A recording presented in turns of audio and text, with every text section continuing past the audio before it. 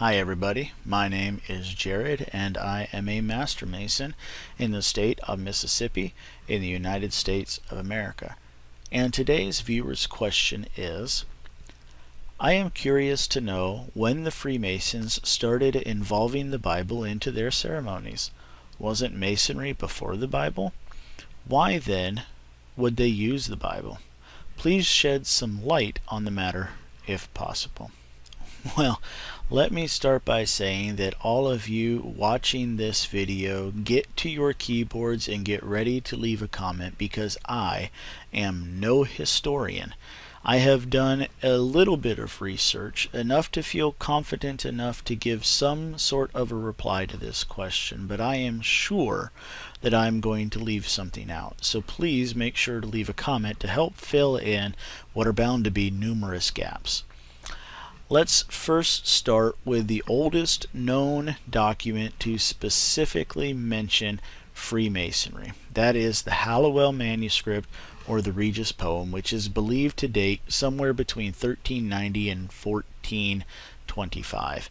Obviously, since we're talking a millennium past when Christ walked the earth, this is obviously well past the writing of the Holy Bible. That's the oldest document we have that we know addresses Freemasonry. So that said, there are other documents such as the Matthew Coke manuscript, which gives reference to Freemasonry having existed well before the Bible was written, but involving biblical characters. So let's take a quick look over at the translated version of the Coke manuscript, and I will paraphrase some of this. Starting right about line 159, it reads, Adam's lineal son, descending down the seventh age of Adam before Noah's flood, there was a man that was named Lamech, the which had two wives, the one Ada and another Zillah. By the first wife, that Ada, he begat two sons, that one Jabal, and the other Jubal. The elder son, Jabal, he was the first man ever found geometry and masonry, and he made houses, and is named in the Bible. So there we have the Coke manuscript that's talking about going way back just 7 generations after Adam, and saying that was the first Freemason finding geometry and masonry. So that's a reference there. Getting a little further along, we find that Euclid is mentioned. Euclid was round about 350 to 250 BC. So that is obviously before the birth of Christ, and clearly before the Holy Bible was written, certainly before the New Testament was written at the least. And then later we have both the Regis poem and the Coke manuscript saying that Euclid, or somewhere, they mention Euclid, and then years later it reaches England. Freemasonry and geometry reach England under King Athelstan. And he reigned from 924 to 927 Common Era. So this is kind of the timeline that we're trying to follow and think about where the Bible and its characters really came into place, and being used in the ceremony and rituals of Freemasonry.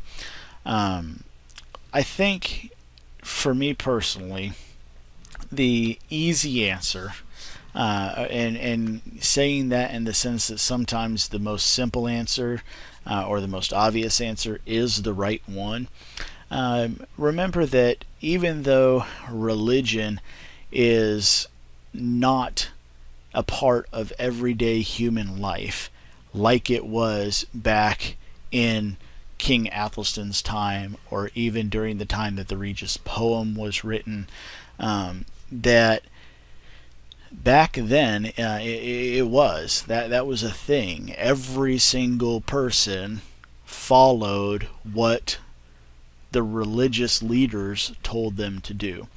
Every single person was involved in religious ceremonies and the different teachings that came through religion. And I think because of that, the lessons of morality that are found in the Bible were well known among the population. And so, whether or not we can trust the Koch manuscript as somehow being able to trace the origins of Freemasonry all the way back to Adam's seventh grandchild, if I even read that and understood it properly, whether or not we can trust the Regis poem and how far it goes back, or whether or not you believe that Freemasonry never existed in any way, shape, or form until 1717 in a pub in England. I think what we can do here is understand why the Holy Bible is involved, because those lessons of morality have been taught for generations, for centuries, and even millennia, and that those lessons of morality are something that we can connect to people and say, hey, maybe you don't follow Christianity. Maybe you are of a different faith and you still believe in a deity, but you don't see Jesus Christ as your Savior.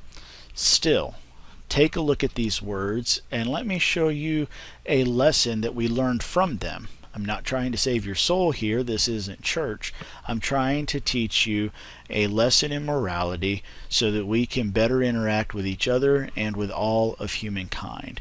And I think those lessons of morality are what are truly universal. Now there is still certainly, I don't mean to sound like I'm distracting or taking away from the religious impacts of the Holy Bible that are certainly and clearly evident.